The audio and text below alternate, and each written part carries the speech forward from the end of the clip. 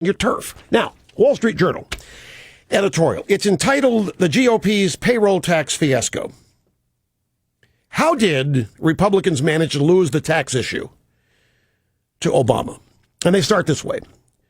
Republican Senate leader Mitch McConnell famously said a year ago that his main task was to make sure that Obama would not be reelected. Given how he and John Boehner have handled the payroll tax debate, we wonder if they might end up reelecting Obama before the campaign even begins in earnest.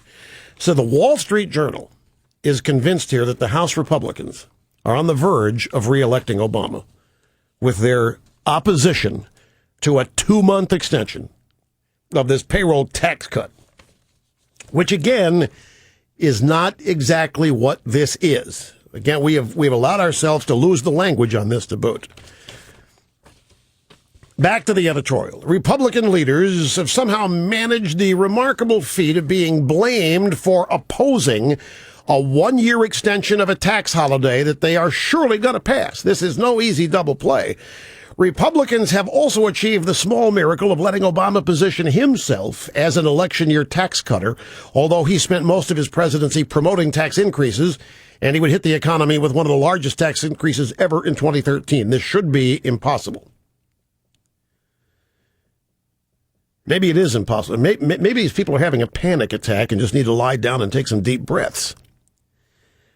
And they continue. House Republicans yesterday voted down the Senate's 2-month extension of the 2 percentage point payroll tax holiday. They say the short extension makes no economic sense, but then neither does a 1-year extension. No employer is going to hire a worker based on such a small and temporary decrease in employment costs, as this year's tax holidays demonstrate already. The entire exercise is political, but Republicans have thoroughly botched the politics. Okay, so the Journal here is saying that the Republicans have got the optics all wrong. Style.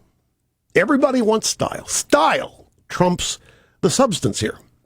Never mind that the law can't be implemented. Didn't I just see? Yes, I did. Didn't I just tell you about a story by our old buddy Jacob Tapper, that said that the 2-month raid on the Social Security Trust Fund, which is what this is,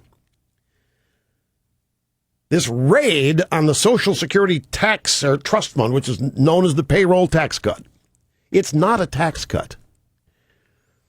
It isn't a tax cut. Being portrayed as one. It's a raid on the Social Security Trust Fund. Normally, Republicans catch hell for doing what Obama's doing here. But our side doesn't, for some reason, want to play it that way. Here we have a Democrat actually doing to the Social Security Trust Fund what they've accused us of wanting to do all my life. A Democrat president's actually doing it. And we're going along with the language that it's a tax cut. When it's not, it's a raid on the Social Security Trust Fund. But Jake Tapper said that the implementation here can't be accomplished. Not enough time to reprogram all the computers for the proper withholding and so forth. 2 months is not enough time to do this. By the time they get the computers programmed, the 2-month extension will be over.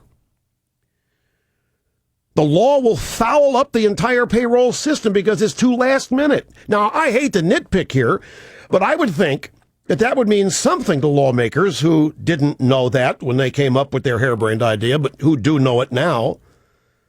The Journal, in their editorial, does not make mention of this logistical nightmare.